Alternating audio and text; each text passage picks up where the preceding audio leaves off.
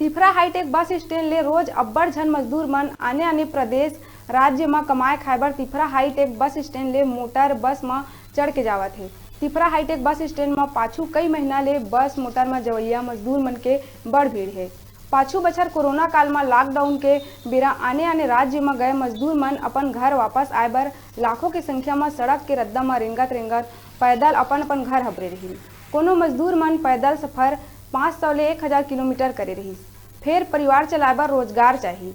कई महीना ले फिर उन्हें आने आने राज्य में कमाए खाए जवैया मजदूरी करे बर हजारों की संख्या में पलायन करत है। रोज के 20 ले 40 बस आने आने राज्य जाए बर मजदूर मन अपन मोटरी गठरी बोरी चुंगड़ी में हड़िया तेलैया मन ला धर के मोटर बस में चढ़ावत है। छत्तीसगढ़ ले पलायन करत है।